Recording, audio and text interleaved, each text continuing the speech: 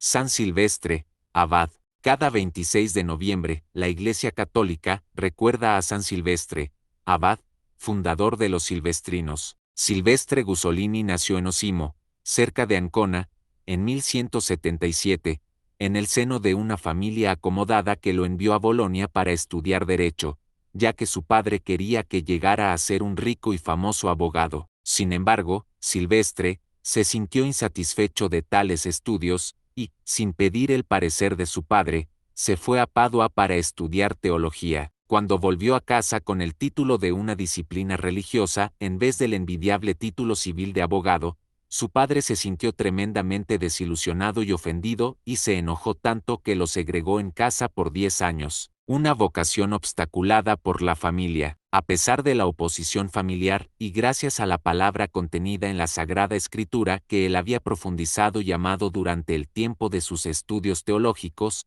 en Silvestre la llamada a la vida religiosa se hizo cada vez más fuerte. El problema era que su padre también lo había desheredado y se encontraba muy solo y sin recursos. Providencialmente, ayudado por el obispo local que apreciaba su celo cristiano, consiguió entrar en la comunidad de canónigos de la iglesia de Osimo. Allí Silvestre condujo una vida ejemplar, dedicada a la oración, a la meditación y a la observancia radical del Evangelio. Un día, sin embargo, tuvo que reprender a su obispo, que llevaba una vida poco ejemplar. El obispo no digirió nada bien el regaño y Silvestre se encontró de nuevo solo y segregado como cuando estuvo encarcelado en su casa natal. Pero no se desanimó y siguió buscando cuál podría ser su nuevo camino donde vivir con mayor fidelidad el Evangelio. Niégate a ti mismo, toma tu cruz y sígueme. Un día Silvestre asistió al funeral de un pariente noble y en el cementerio miró los restos humanos que yacían en una fosa común. Allí no había ya ninguna esperanza,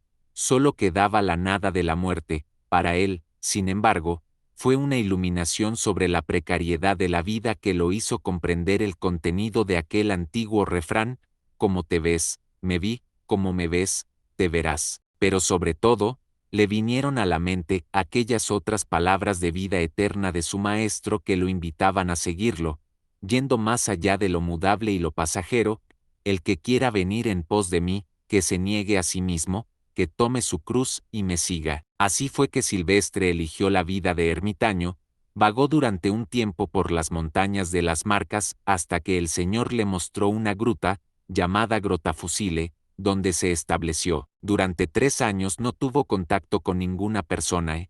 Su vida era toda de oración, ayunos y penitencias. Se parecía a la vida Moisés que, gracias al diálogo con el Señor en la montaña sagrada, se llenaba de tanta humildad, mansedumbre y sabiduría, que sentía que tales dones los debía transmitir a sus hermanos, pero no sabía cómo. Fue entonces que le ocurrió algo nuevo y muy sorprendente: los inicios de la comunidad. Cuando los servidores del señor de Castelleta descubrieron que en sus propiedades habitaba un anacoreta que vivía en un modo muy fuera de lo común, comenzaron a llegar también los curiosos, que lo buscaban para pedirle una oración o un consejo espiritual. Silvestre comprendió entonces que la experiencia de su aislamiento como ermitaño había llegado a su fin. Ahora Dios quería que ya no viviera en soledad, sino que conviviera con otros monjes en una comunidad diferente y renovada, pero no tenía ni idea de por dónde empezar. La providencia divina se encargó de ello.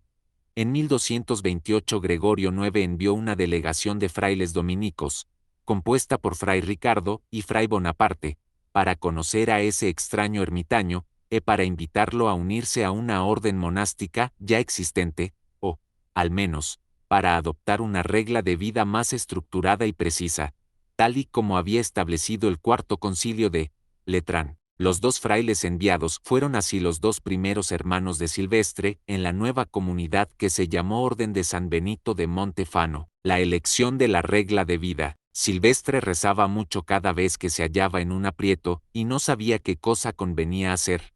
En particular, rezaba con tal devoción y amor a la Virgen Santa, que se narra que una noche ella misma vino a visitarlo para ofrecerle a Jesús en la Eucaristía, directamente de sus santas manos. El impacto de tal visión celestial fue tan fuerte que Silvestre salió fuera de sí y se quedó en profunda contemplación extática por algún tiempo. También se cuenta que Silvestre pedía la intercesión de muchos otros santos para redactar la regla de su comunidad y que algunos de ellos se le aparecieron en sueños. Finalmente, un buen día soñó a San Benito, y fue entonces que comprendió que era precisamente su regla la que debía observar.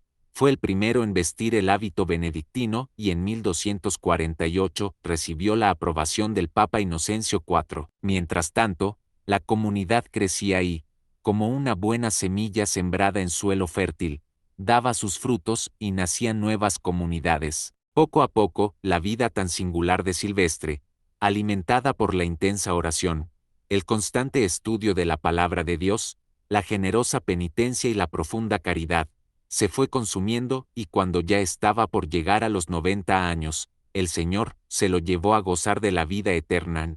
Era el 26 de noviembre de 1267.